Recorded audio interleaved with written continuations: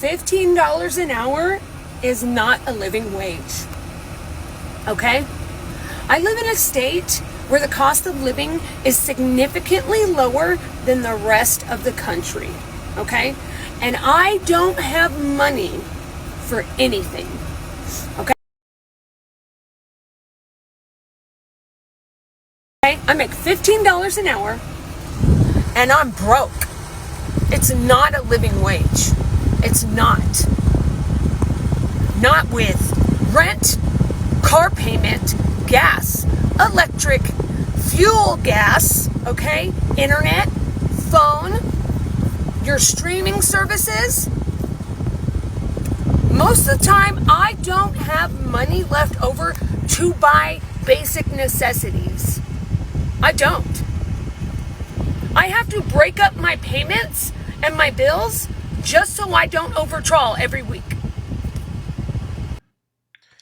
And this is the thing, like, Americans are now starting to feel what other people in other countries have been feeling for decades.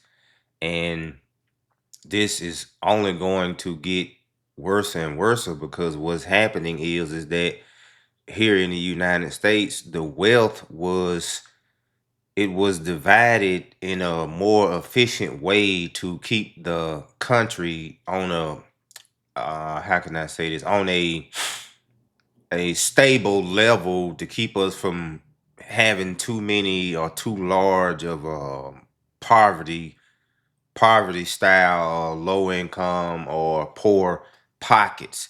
But what's happening is the low income and poor pockets are growing larger and larger, and it's because of greed and inflation. The rich don't seem to want to pull back and not capitalize on every single thing they can. Now it's then turned into, we want to get all we can get, take. And even it's getting to the point now to where they are implementing policies and things of that nature to continue to put pressure on the middle class and the poor to make them richer.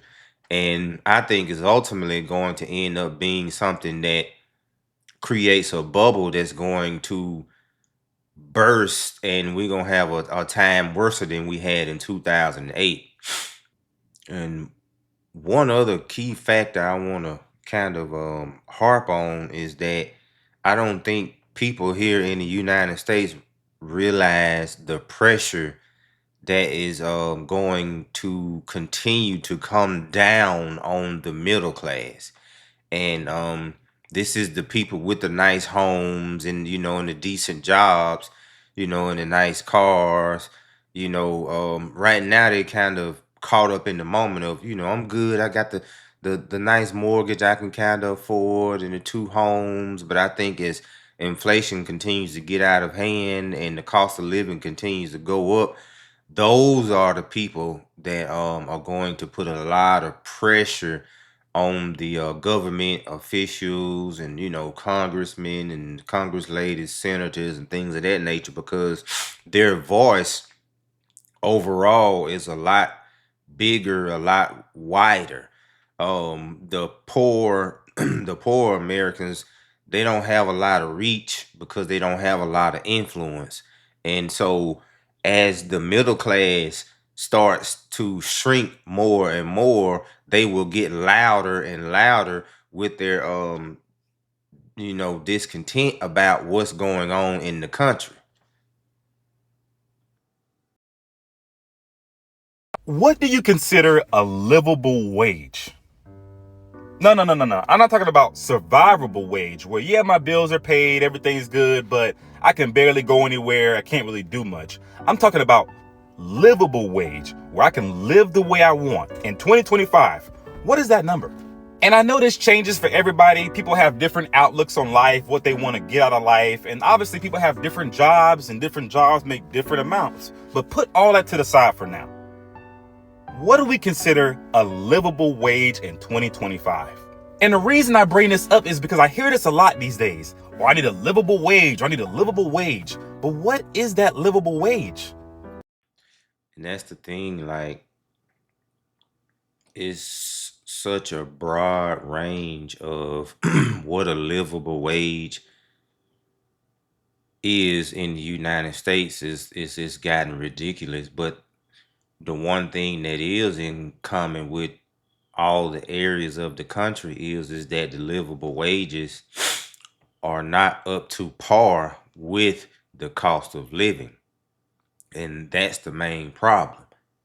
The In rural areas, or you take a specific town, or just say Houston for instance, you can find reasonable places you can rent in Houston, but the problem is that those areas are considered the ghetto.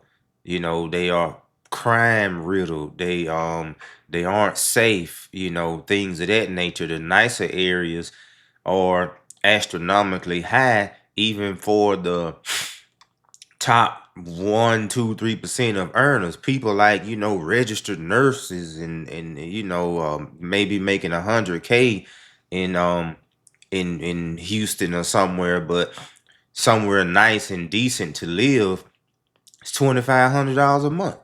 you know. But after taxes and and insurances, and and rent literally taking 30, sometimes 40%, sometimes even 50% of people's earned income, like, it's getting out of hand. And it's greed, just like I was saying a minute ago, even on the real estate. A lot of these real estate companies are just going out, buying single family homes, and sucking up all the properties, and then just renting them out, because they've realized the inflation has gotten so high in the United States that they can name their own prices on their rent pockets of certain parts of the country.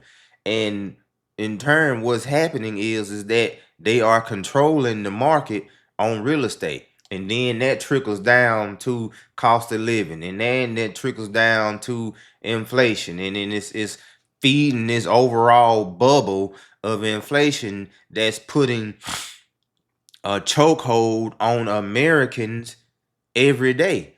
And it's not going to be sustainable. And I'm gonna keep harping on this channel, trying to pre-warn people for what's coming. It has to be a massive financial reset. And I don't think it's going to happen during Trump's term. It's going to happen close to the end or shortly after this term.